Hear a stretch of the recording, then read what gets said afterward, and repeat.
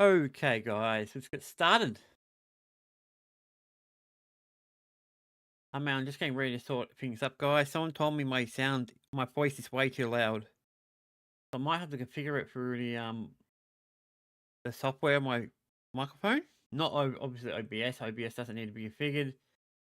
But yeah, that's why I'm going to look for my account and try to fix it up now once and for all. Hopefully, I don't have to do this again. Okay, no, not play. So, man, I'm tired.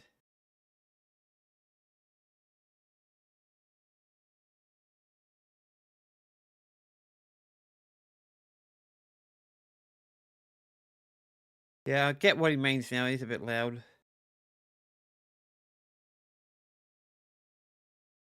Alrighty, guys. I just want to. What's loud? Why is it so loud? Okay, I get that part. I'm loud as hell. Microphone. I might drop my mic down to 80%. A lot loud. Alright, drop down the sound a bit. Let's see how it sounds.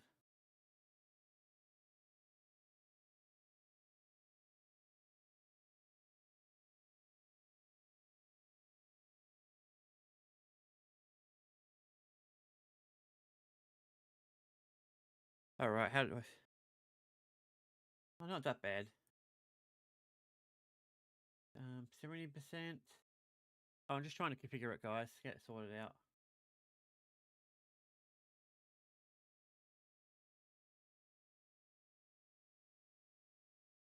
Alright, is that better?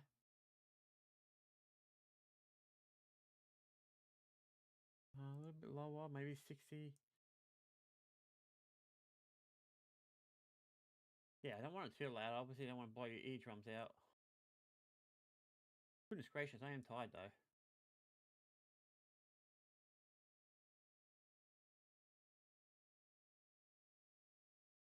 Alright, how do I sound?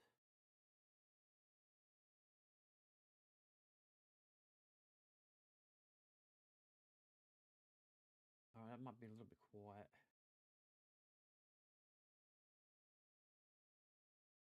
65 maybe? 65 sounds good.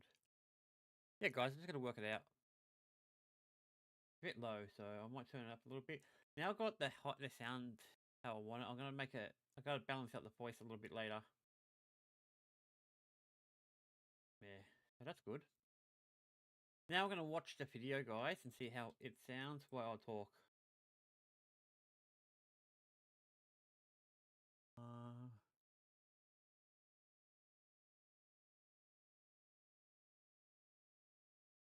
Don't care about you too much. The one I want. Oh, right, there we go. I don't know what's... Yeah. Alright, let's turn it on. Wrong one. And just give me a second, configure it properly. I forgot to turn the microphone on. I need the mic. being truthful here. I like to be truthful. And I finished the job, and I had this motion, this movement, and it was the most incredible experience. I've been chasing the dragon ever since, and but I did. What happened was I lose control of my head and my neck, like I'm looking behind myself.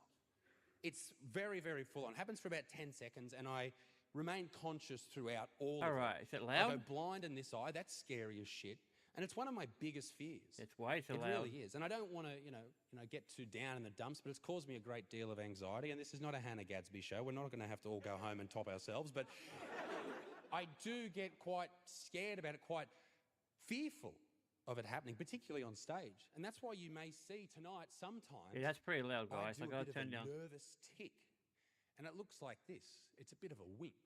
And it's fucking weird. All right, that People sounds don't good. Understand it, but that's what it is. How do I sound? And it's terrible when these types of things happen, or that happens when I'm out in public. And I meet a lot of people. I've been doing YouTube for 6, 7 years now. I meet a lot of people that know me, and it's great. It's wonderful to meet, just fucking great human beings like you, sir. Actually, that's just good. It's good. Salt of the earth. All right, I've got it configured, guys. Human beings. A beautiful man. Thanks, bro.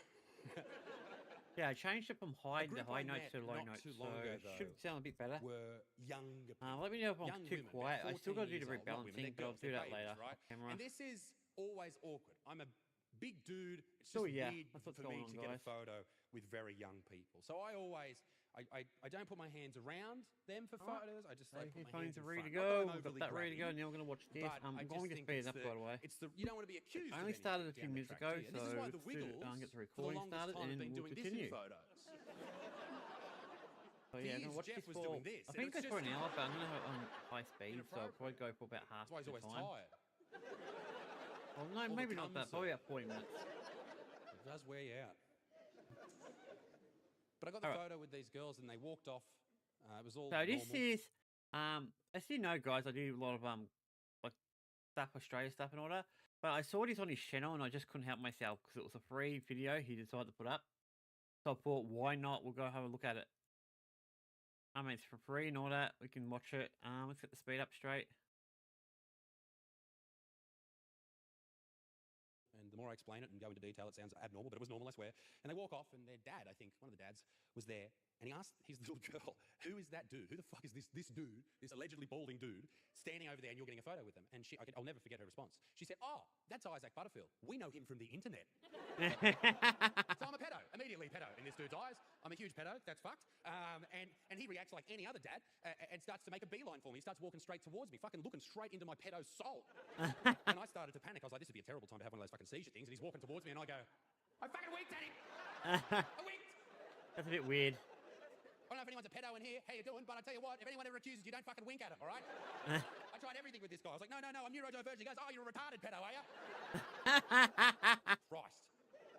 It's tough out there for poor old me. Yeah. I tell you what, I'm very happy to be here, but in Australia right now, wherever you go, wherever you do shows, and it happens all around the world, actually, you have to do a lot of ceremonies. You have to do welcome to countries. It's part of the contract. Yeah, some big fans of welcome to countries. I tell you, like, this is the thing. If you don't know what a welcome to country is, it's where an indigenous person welcomes you to the land that you may have stolen some time ago. Which, let's face it, if they just did that at the start, heaps less genocide. Probably. Maybe. Yeah, so I haven't watched any of his stuff, All right. guys, so I Too early thought for we'd do it genocide stuff, together. all right. Pussies. So that's what we're doing. But it Got doesn't other make any things sense after just this to welcoming do, but for people this who is have the main stolen the thing. land. Like, if you stole someone's Airbnb and then they turned up a few months later and said, welcome, you'd be awkward too. You'd be like, thanks. Yeah, it would be a bit of an awkward show. I'm going to stay. But I do have to do a welcome to country here tonight, and I will do it in my own way. I'll do a white person welcome to country. We've been here for a long time. It's about time that we had our own little version. And I want to pay respects to the traditional owners of the corner block, about a kilometre that way. Yeah. The Jones family, they've been here for 40-ish years. They're beautiful people. They have also had their kids taken away from them, but that was something to do with leaving their children in the car park of a local bar for too many hours. Yeah, It's a it whole sounds thing. like the police And would have I just done wanted that. to just give them a shout out. They're hard-working bogans. And I want to get pay respects to bogans, Yeah, past, so he's present, got this. and emerging. Good. Oh, this And now that I've done that, thing. we can get on with the show. And I know why people come to these shows. I know exactly why people come to my shows. They don't come because of any sort of videos I've made on the internet or jokes I've made in the past. They come because they want to hear my opinions on geopolitical issues in the Middle East. Yeah, of course they do. I can talk about it. I got a blue tick on Instagram. I can talk about politics in the Middle East, all right? I know all about it. Usually I listen to only chicks with huge tits talk about issues in Gaza and Palestine. It's really interesting. And that's where I get most of my information from. But I know a lot of people want to talk about it, and they want to always, I think it was a protest. It's There was always protests worth today, talking there was about one last something, week, all the guys. time. I don't know what's going on with chat, but I It's- can't see chat. It's horrible It's not to say, working. but we do need to focus on the problems that we have in our own country, rather than worrying about, this goes for everyone all over the world, rather than worrying about what's happening in places we don't live, let's clean up our own backyard. I think a lot of people would agree. Because what terrifies me is that our kids might never be able to buy a home. The housing market here is absolutely outrageous. The housing market in Gaza is exploding. And this is the thing. Oh, yeah, it would It go, is going- wouldn't it? Every home is entry level is what I'm saying. Some of these jokes, guys, are a bit, That should be one of the ones that causes issues. Good. The birth rate in Australia and a lot of the Western world is going down. A lot of ladies aren't having babies anymore. 1.5 children per woman. You fucking lazy cunts. But that's crazy. That means that we'll have this massive population decrease over time, and there won't be enough support to support us as we get older. That's tragic. In Gaza, they have issues with... They don't have the issues, actually. There's children everywhere. There's bits of children here, there's bits of children there. oh, that is I've harsh. got one more, but it sucks. It's so bad. Yeah. The cost of living crisis. Everyone talks about the cost of living crisis. Oh, mate, go to the grocery store. It costs you an arm and a leg. You can write that one yourself. Wow. Mate, you may have noticed that I took a bit of time off. If you've never seen me before, I took a bit of time off. I took Yes, a you year do. and a little bit. The reason I took this time off is because my beautiful wife Claire and I, little Dickie and I, had a baby. Little Atticus. Our little man, little Addy, and he is an absolute gem. And I just so blown away with what it means to be a dad to me. It's just incredible. And like, you know, I know you probably think before the show, like I'm backstage doing coke and fucking, no. We're just shushing him off to sleep, hoping he'd go to sleep so we could get on stage For in God's time. sakes. And I was I looking read the at him, wrong and he's message just to so my beautiful, friend. and I couldn't- Man, I just can't believe I made that with my cock. It's unbelievable. It's uncanny is what it is. Like, don't get me wrong, Claire was involved as well, but I fucking mixed that batter, ladies and gentlemen. I know, don't she would've what I did, known. But I threw some bloody heat that night, ladies and gentlemen. I fucking you're threw not some an heat. idiot. Alright, let's keep watching. Like a fucking thermomix. Oh, God. She loves it.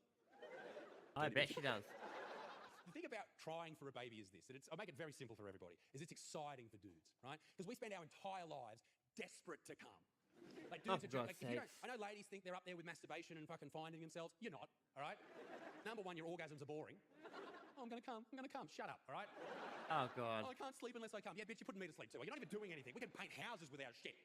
We try our entire lives to just jizz. That's all we want to do. Dudes will do anything. We'll Eiffel Tower girls. You know what an Eiffel Tower is, sir? Where you stand on the other side of a woman who's bent over like that, and then one of your mates stands here, and you try and touch dicks in the middle. It's the gayest thing of all time, but we do it because we want to come. Oh, God. And then when it's time to have a baby and your partner goes, you can come in me. You go, oh, fuck, I'm not ready for that shit, man. That's fine. I'm not ready for that. That's hectic. And you get a bit scared. I was scared anyway. But it's exciting, man. It's exciting to try for a baby. And I mean, I don't mind watching this. This is something interesting. Just something different to watch, guys. But after this, I will be going and watch LolCow live stuff because there's some interesting stuff going on there. Ladies and gentlemen, do we have any pregnant people in the audience? And I say people because everyone can be pregnant. Anyone here tonight pregnant? Yeah, someone at the back. Congratulations, that's so exciting. You're about to fucking just ruin your life. People say that. People say that about a lot of things with pregnancy. They say the vagina's going to be ruined forever. They say it's like your favourite pub burning down. I disagree. I'd say it looks like Nagasaki and fucking Hiroshima mixed together.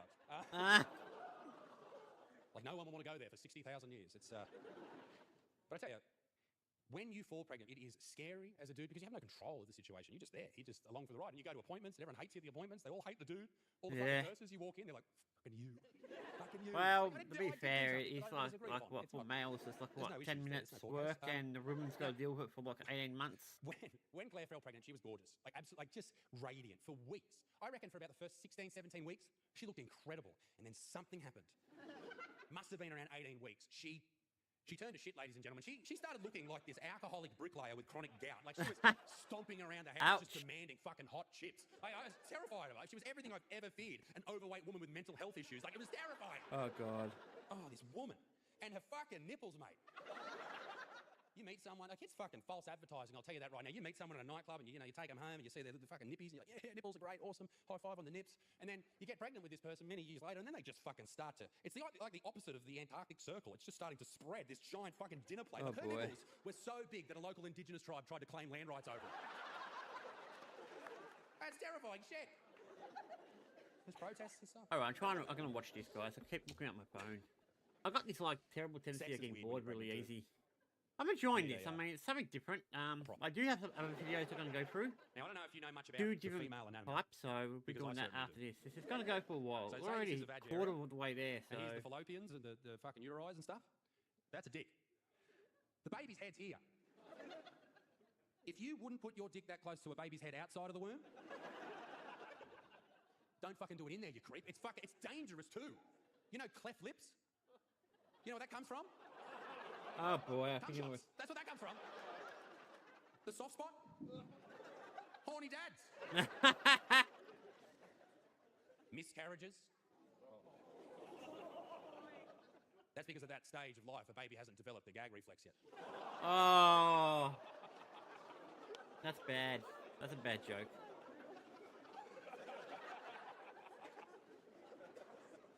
What an anus I am. Oh, yeah, definitely you are sometimes. Mate. Well, I like I was watching so him. scared through the whole thing. Like, we did everything pretty normal, I think. We did everything pretty normal, but the sex scene just freaked me out. It really did. Because I remember one night, and I got a bit pudgy. I had a bit of a hysterical pregnancy myself. I started to get a bit of a belly going. And Claire had this belly. She started looking like me. It was fucking gross. Anyway, so I remember this one night. I'm going to act this out. I'm sorry if you're not 18 years old, but this is what happened. I got down into the position of... Not fucking doggy, mate. I didn't get in... She wasn't pegging me. That would be... If your wife gets pregnant and then pegs you, she hates you, okay? Just putting that out there. I got on top of my wife. I leaned in. Our bellies touched. Oh. And that was a bit odd. But I'm a good guy. I kept going. But it was all this movement, all this activity woke someone up. And I felt a little bit of pressure through her belly into mine. Okay. And I thought, that's our boy kicking for the very first time. And I stopped what I was doing because I'm a good bloke. I don't know. And We I haven't. put my hands, one there and one there on her belly, and I felt his hands, one there and one there. And I thought, this is incredible. We're Eiffel Towering your mum. Alrighty. This is terrible. This is so bad. I mean, I like his type of commentary. It's kind of have sex and try to it's orgasm in that to bring on labour. grey area. And I thought that was bullshit. I thought that's ridiculous. That's no way that is how it happens. But then I thought about it for a second, and I thought, you know what? If my dad walked into a room and cummed on me, I would leave. To this day, I would still leave. Maybe that is how it works. I don't know. But no, we did everything normally. We did everything absolutely normally. Yeah, that don't sound like it. Parties, baby shower. We didn't do the gender reveal. We're going to wait until he's about 5 or 6 and give him some mental health issues.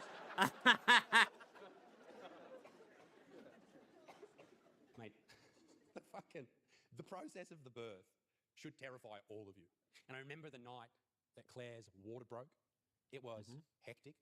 It was crazy. It was 3 a.m. in the morning, and all I can say is how disappointing it is that Claire didn't think about me before she did that. How selfish. I was having a great sleep, and this woman pissed on the floor. Oh, God. You're in the bathroom, babe. Squat. She pissed everywhere. I was in there. It's 3 a.m. I'm like, okay, shit. She's shaking. I'm shaking. We're freaking out. Right? It was fucking so scary. And I did what all the partners do, the husbands do. I got on the phone to the hospital and I said, holy shit, it's happening. And the midwife said, get in here, big dick. I'm paraphrasing, but she said, get in here. And I said, all right, cool. And we had a planned Caesar, a planned C-section because of my big fucking head. And we don't want to tear that shit up. We're going to keep it nice and taut. Allegedly. And she said, you're having a C-section, so Claire needs to be clean shaven. Now, little Diggy, my dear wife, she decided throughout pregnancy that she was going to really try and set some records with pube growth. She grew a mad fucking bush, this woman. I bet she did. 70s. She was going for records. It was scary shit, all right? Looked like the Jackson 5 had set up camp around her pubis. And I was like, okay, so I've got to shave this thing. So I had to get down with a fucking dry razor. This would be a terrible image to see in my head. It's giving me headaches. And it was fucking shadows. And I got around I mean, maybe I should not be watching this on YouTube. But I'm going to, since we're restarted. We got it done. We drove in. I made a coffee and we drove in. Yeah, sweet. It's all about her. And we got in there and we spent our final moments together. It was just us before we brought our little boy into the world. And I was just crying the entire time. I was a mess. And you know what? The worst thing about it was the surgery went terribly. They didn't numb her enough, so she felt everything from like here up. And she was screaming. And you know, it was like 5 a.m. at this point. I was like, really, bitch? Like, I'm so tired. Oh my God. Squeezing my hands and this. But he was born. And I was very, very pleased. We didn't do anything weird. I didn't film it. It wasn't a water birth. I never understood water births. It's like, what are you going to do? You're not a fucking dolphin, cunt. Why are you in the water? What are you going to do if something goes wrong? Put your fucking hand up and wait for a lifeguard. Like, what's he going to do? Birth between the flags, madam. That's what you need to do. As with the dads who film that shit, I know a lot of probably our dads did that on the old big camcorders and stuff. I don't think you should be allowed to do that unless you have enough cash to get David Attenborough to narrate it. Behind me, a pussy destroyed. Oh, that's funny. That's a funny one. When he was born, this nurse came in and just started saying weird shit. Oh, boy. She said, like, he was only a few hours old, I think, and she said, oh, he's going to be a real lady killer. I was like, what is it about my 2-hour-old baby that makes you think he's going to murder women? You never say that about a beautiful baby girl that was just born. You wouldn't say, oh, look at her eyes, she's so gorgeous. She's going to drown her kids in a dam when she gets older. Like, I know what she was trying to say. She was trying to say, and I appreciate the compliment, saying that he's so beautiful, he's going to grow up and maybe break a few hearts on his journey. But once again, you wouldn't say that about a little girl that was just born. You wouldn't say, wow, she's so pretty. She's going to grow up and everyone's going to want to come in her. You wouldn't say that. Don't say it about my boy. Don't be sexist. That's all I want. This same woman, oh, God. the same nurse, immediately, well, not immediately. She let, you know, a little couple other compliments come in and comments come in. And then she wanted to talk about circumcision. She said, are you going to circumcise your son? And I don't know what you think about circumcision. I am so against circumcision because I just see it as what it is. It's genital mutilation, all right? And I know some ladies say, no, it looks better, and I understand where you're coming from. I don't What you've got to know. understand, from my point of view anyway, is that you can't say shit. Have you seen what you've got going on? Have you seen it? You may not have seen it. You may not have seen it, all right? Have you seen it? You probably haven't, right? What do want you to do, madam, tonight? Is I want you to get home. I want you to get a nice little hand mirror or something. I want you to put it on the ground. I want you to pop a bit of a squat. And I want you to take a look and tell me it doesn't look like JFK's exit wound, all right? That's what I want you. You see Jackie Kennedy. Man, now I get why some people... Okay, I get it why he gets sued a lot. Are you pro or I mean, I think he's pretty good, personally, but I do get why he gets... You don't have a preference. You just want cock. You don't give a fuck where it comes from. Just fucking stick it in me. You, madam, Cox? Oh, my God. No, but I think you do give a shit. You do care. Kind of. Medically. Hang on. Let me get my seat. If we're going to be medical, I'm going to need to sit the fuck down. safer to be circumcised. Safer to be circumcised. Did you know that some babies die from infection from being circumcised? And if die from infection will have not being circumcised. Oh, they die because they don't wash under their foreskin. Okay. Well, let me just give you a bit of a thought. Let's all have a bit of a game here. Would you rather, say you kept getting feet infections, would you rather wash your foot? Oh, jump it up! Just peel the skin back. Peel it back. Oh, God. Wash that knob. Wash that. That should be a t-shirt. Wash that knob. It's going to get us in trouble, guys. He's going to get everyone in trouble. Nurse, she came back later on, and I was in the birthing suite for a while there because Claire was getting stitched up. She hemorrhaged as well. It was fucked. It was the worst. If we didn't get Addie out of it, she would have had some, she would have had to deal with a lot of shit from it. But we got a great little man from it, and I'm forever grateful for her sacrifice of that. Her body's not up to scratch yet, but I reckon in a couple of years. That's one of the great things about having a baby is you get the parents with prams park at the shopping centre, at the mall. You get to park right up there. I park there. I let Claire walk. She's still got baby weight, but... Oh, God. I park there. It's really good. Now, this nurse walks in. Same one. Struts on in, as you do. And she caught me singing. Because I was in there with Addie. I was holding him. And I was in tears that entire day. I couldn't stop crying. And the only way I could stop crying was singing to him. And I sung Bar Bar Black Sheep. It was just all I could think of. And I was just like, Bar Bar Black Sheep, have you any wool? And she walked in and she said to me, she like interrupted and said, you know that song? You know that's about slavery, don't you? And I was like, yeah. And I picked a bit of cotton out of his hair and I went straight back. Well, I don't want him to turn into me, all right? I know a lot of people think I'm a piece of shit, etc., etc. And I don't want him to have to deal with that. I don't want him to have to grow up with me as a dad and having that sort of reputation that I have. And some people think I'm a piece of shit. I understand that. That's fine. You fucking got no sense of humour. Suck a dick. Like he's going to go to school one day and they're all going to go around the classroom, right? And they're going to say, what does your dad do? They might ask what someone's mum does, but who cares? They go around the classroom. They go in the classroom, and little Jimmy's like, oh, my dad's a firefighter, and little fucking Timmy's like, oh, my dad's a police officer, and they're going to get to Addie, and he's going to have to be honest. He's an honest kid, and he's going to say, my dad, he's a racist. I don't want that. I don't want that. I don't want that. We're all a little bit racist. Every race is racist, but I don't want that. I don't want that for him. So I'm trying to teach him to be a little bit woke, and I think the best way to teach a kid anything is through nursery rhymes. So I've started teaching him a few little woke nursery rhymes, if you will. Oh, my God. Sometimes I put him to bed with it. Sometimes we just sing them. Like, I'm a Little Teapot's a great one, but it's not very progressive. So I sing, I'm a little trans boy, short hair, please. I've got a vagina, some boys bleed. Oh, my God. In my bio, read them, please. Black Lives Matter, free Ukraine. It's great. He loves it. Oh, he loves Humpty Dumpty, so it's Humpty Dumpty sat on a wall, Humpty Dumpty got his 5th jab. Humpty Dumpty's got myocarditis, Humpty Dumpty's dead. Oh. Allegedly. I love this. This is funny. Miss Polly had a dolly who was sick. She had gender dysphoria. Doctor, please come. Quick. The doctor came with a scalpel and hormone blockers. And Miss Polly's dolly walked out the door with a cock. Oh, for God's sakes. Now, ladies and gentlemen, you may not know this about me. Maybe you've never seen my face before, but I've been in a bit of trouble over the last few years. Yeah, I get in a little bit of trouble. Apparently, people don't have a sense of humour. Apparently, what you don't understand out there, if you don't have a sense of humour, is things that I say here aren't real. They aren't real. Like, it's a lot of this shit that I say on stage, I don't actually mean. I say it because it's horrible. People don't get that. I've been cancelled 4 times, 4 proper cancellations. And people say cancel culture's not real. They literally ring up people and go, I've had people ring up and try to cancel shows pretending to be me. They ring venues and go, yeah, I'm not coming in, bloody Butterfield, I'm not coming in. And then they start rigging people. It's great. So that's cancel culture. Now, the first cancellation that I encountered was a joke about the Jews. There we go. Now, this was 2019, many years ago. Back when you used to get in trouble for being mean to Jews. I could say this shit now and I could be fucking a lead anchor on CNN. I could say horrible shit about the Jews and everyone would love me. It's a much better time to be alive now. I made a few jokes about the Holocaust, okay? Just nothing amazing, nothing crazy. It was in my first special I ever filmed. That was all it was. It was just fucking silly little jokes. And this one lady in the crowd, she wrote me an email afterwards. And she said, I love the jokes about Aboriginal people and I love the jokes about Muslim people, but you should never joke about the Holocaust. And I thought a couple of things from that. I thought to myself, if they really wanted to push the rates of, cremation, shouldn't they build, like, triangle ovens to allow for larger nosed individuals? But my second thought, so stupid. right. My second thought is fuck you. You can't laugh at other people's tragedies and then not expect people to have a crack at you. That's ridiculous. That is so... I cannot believe that some people live in that bubble where they think that they must be protected, that they're a protected species. That's not any of us. We are all, except me, open to ridicule. And what I said to this lady, I emailed her back, so it wasn't even a heckle, so it's a bit fucked up. She was probably just sitting at home, whatever Jewish people do at home, like planning to take over the world or whatever. Running the banks.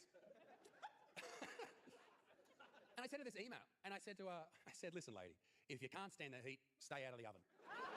Oh, God. Now, if I had said that on stage, what a hilarious comeback. But this poor bitch is at home, fucking sending me an email, and then she just cops that. Anyway, so I got in the crime reporter for the Herald Sun in Melbourne, their biggest paper, contacted me the next day for comment. That's how big this went. The Jewish Times was talking about it. The Anti-Defamation Commission, they were talking about it. These are just jokes, ladies and gentlemen. But you don't have to be scared of Jewish people, unless you're in Gaza, obviously. But the second time I was cancelled was with some much scarier people. Muslim people. Oh, God. Now, I don't want to say too much about the Muslims, but I'll say this. They don't love fun. And I said, allegedly, I did. After the Christchurch massacre, which was a horrible tragedy where this white dude walked into mosques in New Zealand, in Christchurch, and killed all of these innocent people, just in their place of worship. I got on stage all over the world and I said, the saddest thing about the Christchurch massacre wasn't the 52 innocent Muslims that were killed. It was the thousands of others that night in Christchurch who couldn't get home because all the cabbies were dead. Oh! Fuck me, I got some hate. Oh my God, I got some hate. This is not me being hyperbolic, this is not me, just trying to be cool or trying to look at me. I had 60,000 angry DMs on Instagram in 24 hours.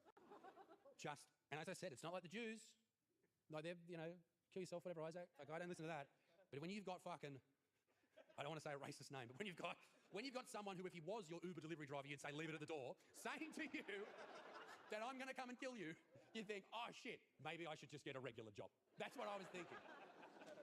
The third time I don't blame you. I was cancelled was in the great Australian state of Tasmania. Now, if you don't know much about Tasmania, if you're from another part of the world, maybe you don't know this, but Tasmania is like the most incestual shithole that has ever lived. Like, it's fucking gross. What's wrong with Tasmania? And if you're from there, fuck you. Now, they had a horrible tragedy there. They had a jumping I was waiting for him to talk about tragedy Melbourne. where the Because wind Melbourne's rode underneath pretty, this jumping parcel and blew all these kids away. And I think 12 kids died. I mean, maybe those numbers were inflated. That was the joke. The Premier of Tasmania, the Governor of Tasmania, said to me, well, he didn't say to me, but he said it on the news, yes, we don't want Isaac Butterfield back here ever again. He's banned. And I was sitting at home going, oh, no. Oh, no. Not Tasmania. But once again, I know it was a horrible tragedy, but they are jokes. And I'm sure those kids would have found those jokes funny, and if they're up there still. I'm sure they came down by now, but... Yeah, I like watching him, guys. He's pretty funny. I like his takes, of course. They're not too aggressive. I mean, they're not extreme or anything. All right. Maybe some people might think they are, but I don't think they are. Commission because of a joke. And after this, we've got a few other videos to do before I do my LolCow stuff. Somebody's human rights with jokes. That is how good I am. Okay. So I'll probably be finishing in about 4 o'clock, guys, which is about an hour Not a away. giggle, not a belly laugh. Fully fucking ruin your life shit. Oh, God. Now, they were jokes about Indigenous Australians, Aboriginal Australians, people who I have great respect for, and like anybody else, I make jokes about, because fuck you if you think you're special, all right? That's how I operate. Now, what I said on stage to make, and this is the crazy thing about it, one person complained, and I had to go to court. Like, this is the whole thing. I hope my voice isn't still loud, guys. I think it's okay at the moment. Had to I'm going to test that a bit My son later. was being born around that day, so I had to be in my hometown. And they want to be The there. last so thing I they want do is my this, they do voice to be video link. super loud and And this it just to be went on super and on. quiet. And if you want to know, just for context, I should probably tell you the jokes. For context, Maybe I not should funny. just pause it when I So what talk. I said is, I introduced the idea. I'd on rather stage of not. cultural I'd rather have it appropriation, where going. one culture steals That's things why I have the from sound another lower culture, like on the lesbians with dicks. video. They've stolen dildos from men and replaced us. It's horrible. And I look at Aboriginal people and I think about what their culture has.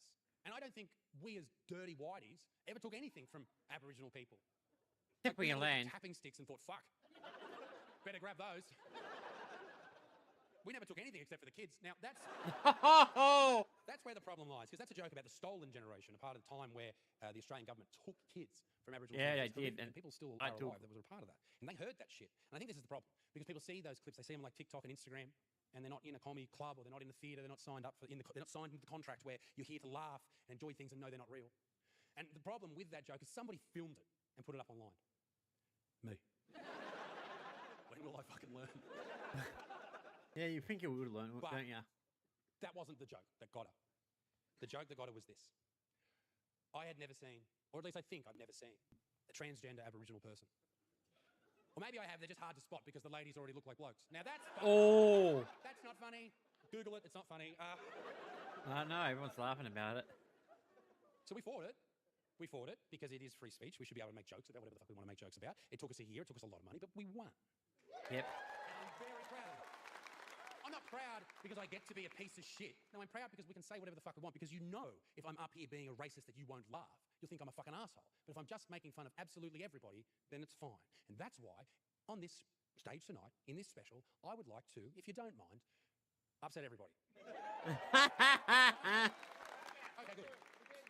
We'll stay with the Aboriginal people. For Pride Month, they actually had a transgender Aboriginal flag. They made a new one. It was the regular Aboriginal flag with the rising sun in the middle, but it was actually just replaced with a gaping arsehole. They, Oh. This is...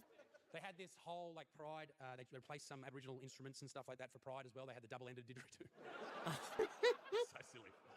That's so silly. Okay, we'll talk about Aboriginal people. Let's talk about white people. Huh? Yuck. Yuck. Yuck. Melanoma. Yeah. The Bali bombing, a huge terrorist attack that happened in Bali in the early 2000s, killed a lot of Australian whiteys. Heaps of Balinese people, but who cares? Heaps of Australian people. But it helped Bali out. It really did. It helped Bali out. It gave them another export alongside burnt DVDs, burnt Australia. So it's nice to be optimistic. People say, Isaac, you never make jokes about islanders. Yeah. They're fucking terrifying. I remember when I was young, I was playing sport. There was this one islander that turned up. I would have been like 7. And they were fucking 6'10", rippling abs, giant, covered in tattoos, big mustache. Someone's mum. I was fucking terrified. But what I don't like is how in Australia they call islanders fobs, fresh off the boat, right? Insinuating that they've just arrived here via boat. And that's not cool, because they haven't just arrived here by boat. They've been doing it for a long time, actually. They have, they really have. They came here and traded with Aboriginal people for thousands of years. They had this incredible piece of technology, this craft, that used to traverse the oceans, just in this incredible fashion. I wrote down what it was called. It was called a Toyota Tarago.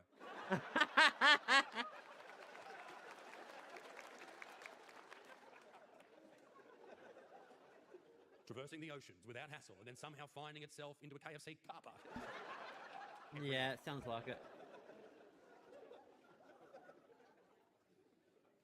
No, they really did. They used to come here for thousands of years. They found a lot of like canoes and stuff like in the not the fossil record, but like they found a lot of canoes remnants. They found heaps of like wicked wings and. Oh, I'll write that down. That was fun. Now I like to think that I'm a good bloke, but I'm not. I have a neighbour, and I've been arguing with this neighbour for some time. It's very sad, and he doesn't like the height of our fence. He says it's too high. He can't see over it. Anyway, I got this argument, this screaming match. We're yelling at each other. Okay, it's ridiculous. But I got so mad, so angry, I went over in the middle of the night and slashed his tyres. Oh my God. He was so upset. He was crying because he's a quadriplegic. And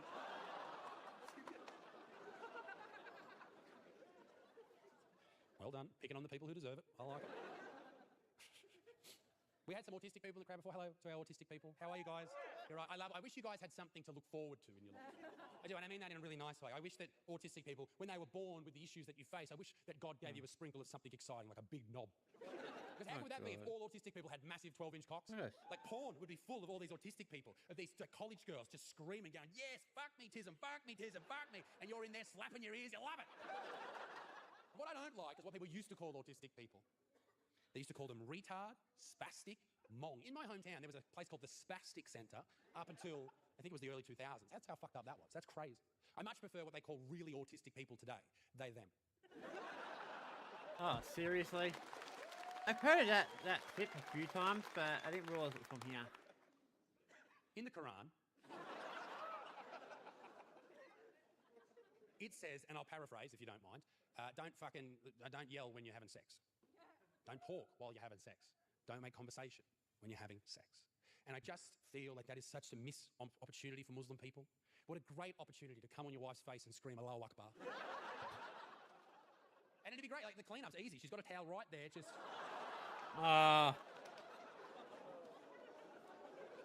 That's disgusting, guys. I love Indian women. They're the dot on the forehead, that's so good. It's like a sniper. You'll never miss a cum shot, ever. Oh my god.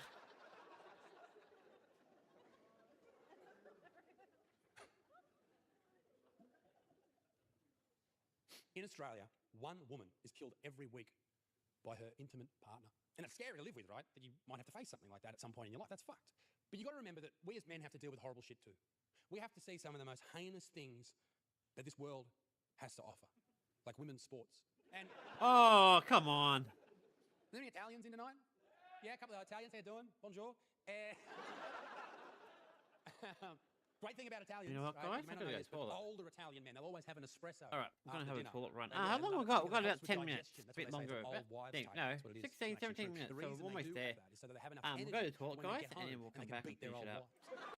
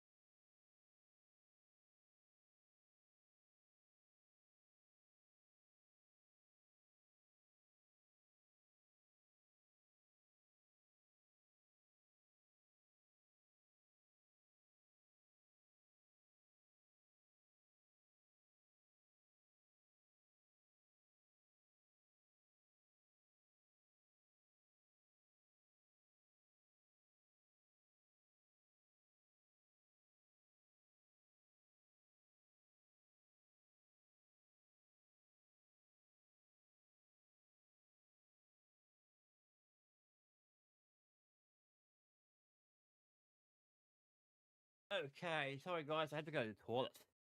Sometimes you gotta go. Let's get back to the video. It's almost at the end, by the way, so once we get to the end, we'll work out what we're gonna do next exactly. So the next video probably won't be nearly as long as the one after that probably won't be as long as either. So yeah, let's get back to it. We've got 16 minutes left. Stereotypes aren't funny, some are true. In fact, when I bought my house, the lady, the real estate agent, was telling me about this oven that was there. And she was like just so encapsulated by how marvelous this oven was. That's all she talked about. She said, this Amelia oven, it's an Italian oven. She kept saying this Italian oven cooks so well. This Italian oven will make a perfect dinner for anyone. And I thought to myself, lady, if I want a European oven that really cooks, I don't look where this is going. I will get a German oven, all right? Oh, We're back on the Jews. Jesus Christ. It always, wherever you look, it always comes back to the Jews. If you're a pedophile and you die of a heart attack whilst having sex with a child, is it appropriate at your funeral to say he died doing what he loved? that's a terrible joke. I went to a gay wedding recently and it was great, it was wonderful, fantastic. And at the end, there was only one little difference. Instead of saying till death do we part, they said till AIDS do we part.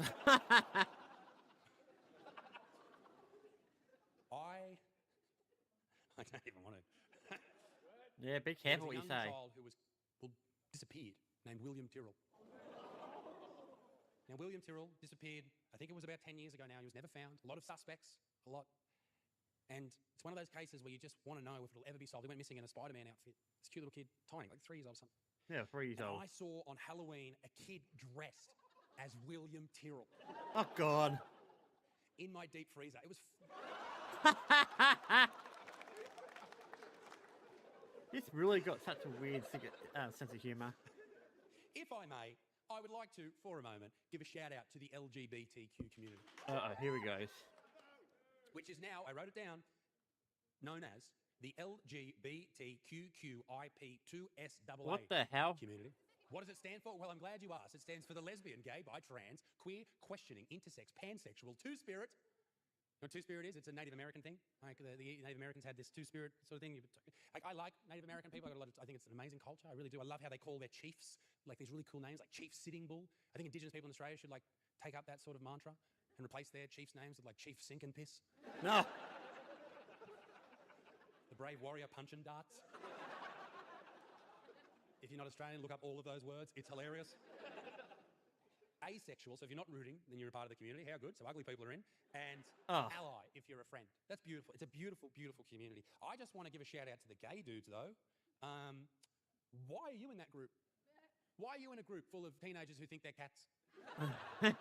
As far as I know, you blokes love fucking, like, just rooting buttholes. Like, why are you there? You shouldn't be there. You dudes don't belong there. Like, lesbians, they don't belong anywhere, to be frank. I don't know, like, you know, young dudes here. How you going, young blokes? I'm sure you love lesbians. You think you love lesbians. But here's the thing you don't know about lesbians, is lesbians in real life look more trans than trans people. Oh. Don't meet your heroes, that's about lesbians, okay? I have no time for lesbians. I have no time for lesbians because they think of themselves far too much. They always talk about their sex life. They're like, oh, we fuck, my wife and I, we fuck. We're fucking lesbians and we fuck. We just have so much sex. You don't have sex, you just juice each other's orange. Like, that's all you fucking do. Yeah, that's all you do. true. You just get a bit of pulp happening. I'd be angry too if I just got fingered all the time. Imagine getting fingered all the time. How bad's that? Ladies, how bad's fingering? Especially when dudes are doing it. Like, dudes can't finger. They just jam in there like they're trying to get the flavouring at the bottom of a packet of fucking biscuits. Give a shit. No wonder they're mad all the time. I'm a big fan of the body positivity community. Really am. Really love them. I love chicks with big bellies. They're so brave and powerful. Hate fat dudes. They suck. Bad. Lazy. Shit people. Fat women. Awesome. Cool. Great. And I think it's great that we promote this to young people. I think we should really promote it just to everyone, really. We all should be as big as we want to be. And they're doing it everywhere. Even Mattel, who brought out the Barbie doll. They brought out Fat Barbie. How good's Fat Barbie? Who wants to play with Fat Barbie? Fucking not me. Barbie herself is supposed to be this hot blonde with big boobs that Ken wants to root. Who wants to fuck Fat Barbie? Not Ken.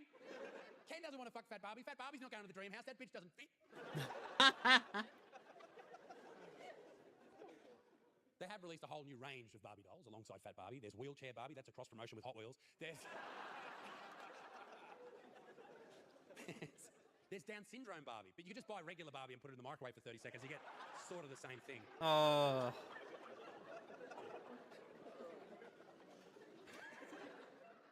Now, ladies and gentlemen, I always end my show exactly the same. I like to tell a story that's very close to my heart, a story of tragedy and triumph, success, tears, and a little bit of lube.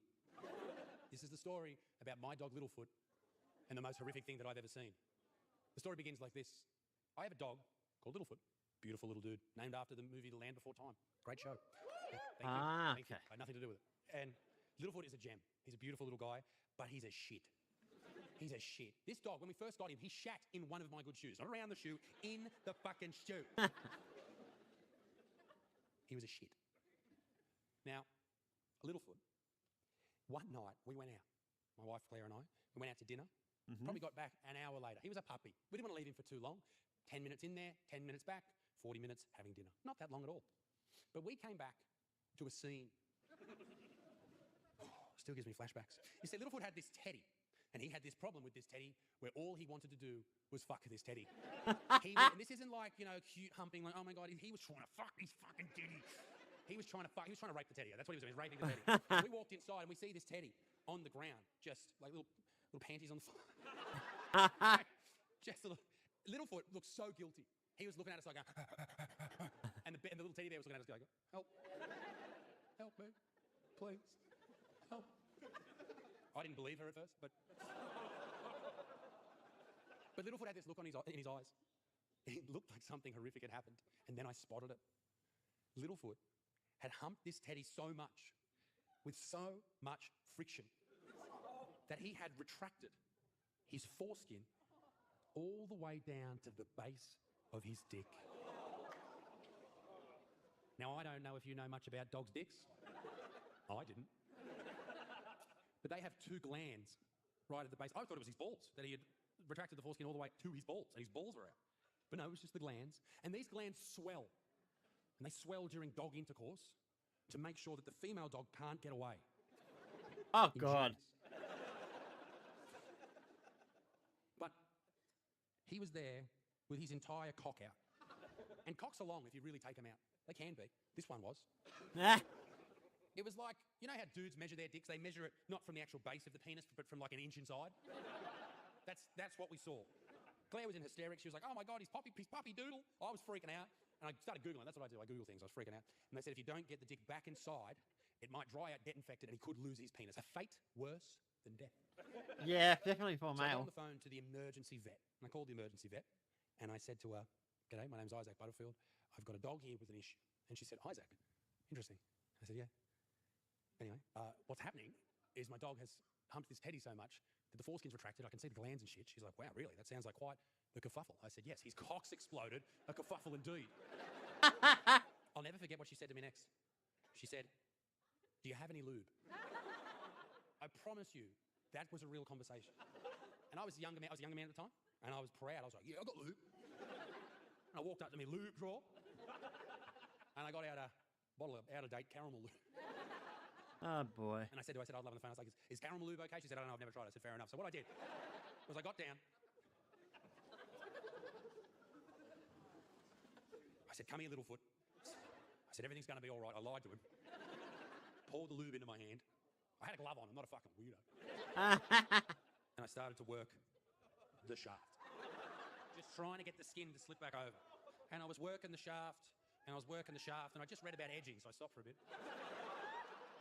Like, I wanted to help him out, but conversely, I didn't want to make him come. Can you understand where I'm coming from? I was working the shaft, and it just wasn't. I was starting to sweat. He was trying to suck himself off because of the delicious caramel nectar.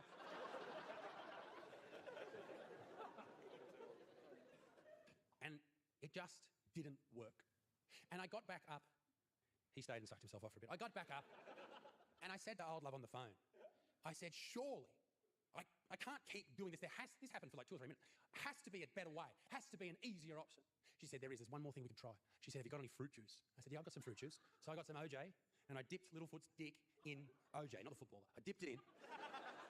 And because of the sugar content, his penis started to shrivel up, and it went back inside the foreskin. The day was saved. His dick wasn't going to dry out. I didn't have to wank him anymore. He was going to be all right. Our little guy was going to be okay. And I was so happy. Claire was happy. We were all happy. Littlefoot was happy, really happy. I bet he was.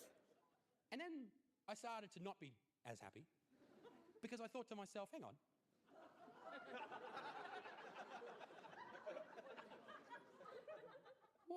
why didn't we try that fucking first?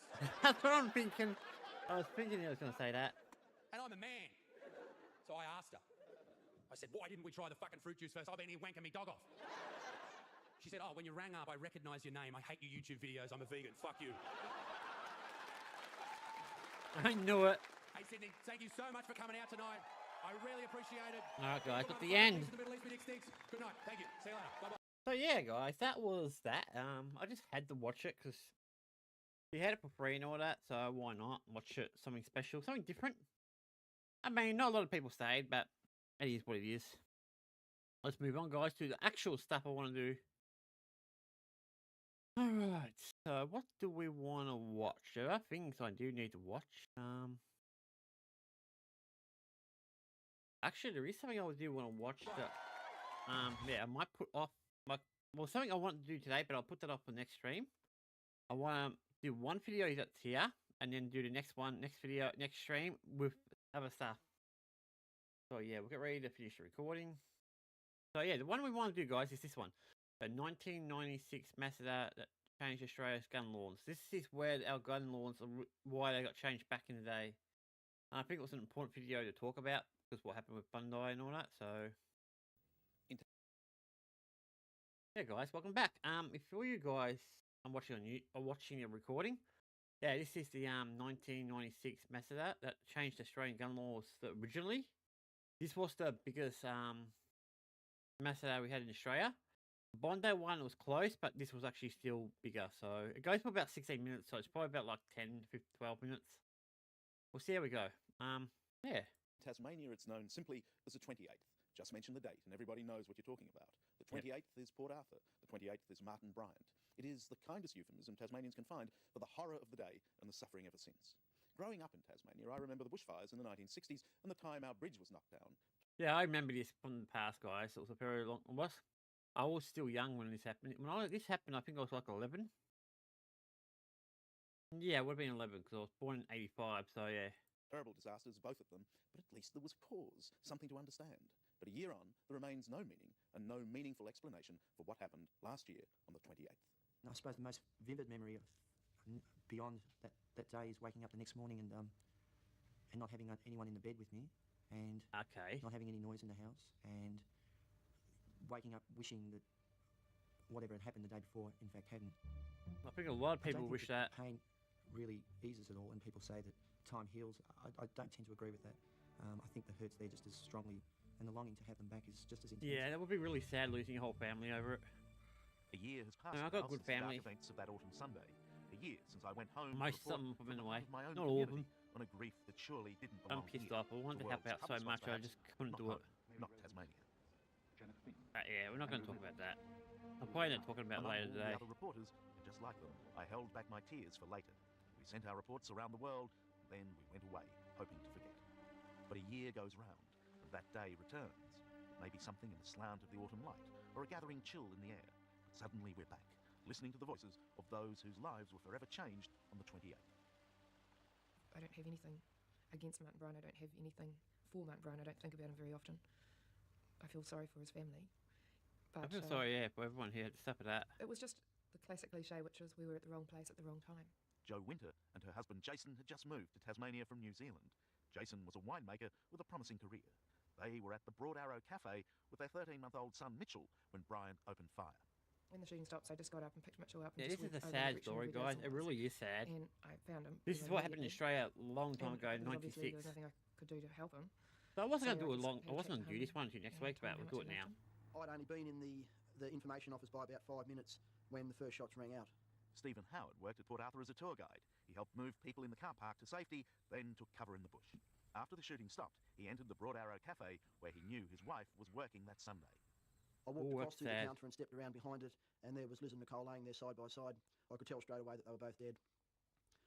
My first reactions was I wanted to pick Liz up and hold her, but straight away what came into my mind was police, photographs, fingerprints, etc., etc. Yeah, the police need to do their job. Although as much as I wanted to. Then I went and got some blankets and some things and started to try and help people. But a lot of people were so incredibly past any help that I sort of gave up. And the police were great, but it took such a long time for people to respond, the ambulances and the choppers and everything. Well, of course, Port Arthur is isolated. That's why they built the penitentiary here. Any convict sentenced to Van Diemen's Land knew that in all probability he would never return. And even today, the place remains isolated. Mobile phones don't work here, and the road to Hobart is long, narrow and winding. So when Martin Bryant started to blaze away, he would have nearly 2 hours before armed police and medical teams from Hobart could arrive. Yeah, it would take a So while. I arrived via helicopter and we I landed. thought they'll use on the helicopters, to oval be next honest. the Broad Arrow Cafe. Peter Stride That'll be is the an fastest experienced way there. paramedic, but no experience could prepare him for what he saw when he walked into the Broad Arrow Cafe. Yeah, helicopters will be the fastest And way. I just stood there and I thought, shit, this can't be true. And it seemed like an eternity that I just stood there and stared. And then I thought, oh, I better get into this. So then I started to get around to people and speak to people that were actually being looked after. And it wasn't just carnage at the Broad Arrow. There was more just along here where the buses were parked, and then up this road to the toll booth where Aileen Kingston was the attendant on duty. I saw him pull up and had a gun, and I saw Nanette fall to the ground. And I decided that at that stage that if I wanted to live, I had to do something about keeping out of sight. Bryant drove up to the toll booth and commandeered another car, shooting dead its 4 occupants. Aileen had locked herself in the toll booth toilet, expecting to be Bryant's next victim. I was oblivious really to what was going on outside. I think I heard the gun continue going, and I didn't have a clue what was going on. But To be honest, I hadn't watched this, to be honest, so... And I just waited for the door to open. I was quite sure he would come through that door after me because it didn't take any getting through the door. It was a little tiny latch, and I thought he would come after me. All I can remember doing is praying, and I'm not religious, but I prayed, and all I could think of was I didn't want to die. I was in the kitchen at the cafe, and Colleen came bursting through the server door and said that there was somebody shooting out there. Bridget Cook was supervisor of the Broad Arrow Cafe. She ran out through the back door and tried to warn visitors to keep away, only to be confronted herself by Bryant. Somebody said that, there yeah, he it's a scumbag. And I looked around the end, which is really stupid, but there he was, pointing a gun at me and shot me. Well, he obviously advice survived. from the girls early that morning. I mean, he's I'd such a set out coward around using a golf, weapon which like I that. didn't very often do on a Sunday. Walter Guns Mick should be ran the used local only pharmacy for and was self-defense sponsoring and the golf stuff like tournament that. day. Not to be He remembers used as hearing a noise from Port Arthur across the bay. attack Wasn't other until people later with. that the word came through about a gunman. And first thing I did was ring home and not have an answer there. And straight away I must admit I had bad karma. Walter Mickak's loss came to symbolise the Port Arthur tragedy. That would be The pretty nation, sad. Indeed, the world shared his agony as he left the memorial service. That's in the thing, Hobart. guys. It would be really sad. The feeling I got when I actually stood on those steps and looked down was just this incredible feeling of deja vu to my wedding day. And, and just the thought that Nanette actually wasn't by my side, just, I suppose, made it a fairly excruciating thought at the time. And I'm pleased that Mitchell was only 13 months old because he had no understanding whatsoever of that, blood is your life force. He just obviously missed the fact that his dad wasn't around, because it's the only word he could say at that time too, was dada, which I tried to change in that first week pretty quickly because that just totally destroyed me often. Then he'd go to run to the door and It's say, a sad "Dada," at the situation, door, yes. we had a lot of people dropping flowers. I mean, I don't have too much into So it that was because very I was difficult. really young at the time. Hugely disrupted. It's a small, Like 11, isolated so I didn't community, really many comprehend family, it. I networks, wasn't really into it. intertwining in a very complex way. And when I you didn't have watch a lot of event news like back that in then, such a so... community, it's like letting off an explosion in a confined space. Dr. Ian Sale is a forensic psychiatrist. He examined Martin Bryant. He can tell us about the workings of a criminal mind and, just as importantly, about the state of mind of the victims. After a disaster, you might expect to get something like 20 to 30% of people who will develop post-traumatic stress disorder. Probably a third of those who develop this condition, they're going to have lifelong problems. They're going to be isolated, they're going to be irritable, they're going to be anxious. Some of them may run into problems with alcohol. I feel like I'm spinning around the outside. Yeah, of this some people whirlpool, probably go to trying suck me drugs in, and but stuff. I'm absolutely determined to just spin around the top for as long as I can instead of being sucked down that hole, because I didn't know how long it would take me to get out, and I wasn't going to be another victim of Martin Bryant. I wanted to do the best thing that I could for my family, my friends, and for Jason. He would definitely want me to be happy, and life is very short, and you never know when you're going to not be here, so I think it's important to be strong and positive and do the best I can. Yeah. And I just stood in the hallway and said to my wife, I haven't cried yet, and I did, for 3 or 4 minutes.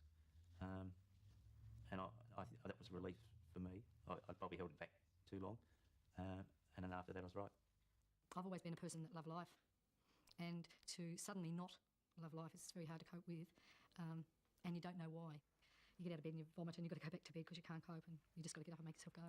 But I find that's why coming back to work helped, because I had to get out and I had to do it, and I had to come back and I had to smile nicely and get on with work, and that's what's helped me get through. I don't think we'll ever know why Martin Bryant did it, but perhaps one answer lies on this farm. Psychiatrist Ian Sale has a theory about Bryant's motives. It involves his desire to own this property in the hills above Port Arthur, just a few kilometres from the Seascape Guest House where the bloody massacre began. Okay. The motive probably lies in his relationship with the Martin family, the owners of the Seascape Guest House. De Martins also held another property at Palmer's Lookout south of Port Arthur. The Bryant family had wished to purchase this property. The De Martins had refused to sell it to them. Oh, is that it? The only reason? Bryant probably saw his father's eventual suicide, his unhappiness and his suicide, as being in some way linked to the failure to get that property. That's really a dumb reason for it. Martins for what had occurred.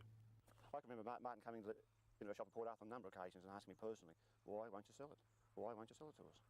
And I always said, because it's too special to us. Glenn Martin's parents were Bryant's first victims. Today, in the ruins of the Seascape guest house in which they were killed, Glenn finds it hard to believe that anything so casual could have cost the lives of so many. Exactly. Come and ask you to buy something, but a lot of them don't come back again once you've told them no. But, I mean... You didn't read anything? No. Quite harmless, really. Martin Bryant's a very abnormal person. He is intellectually disabled to a degree.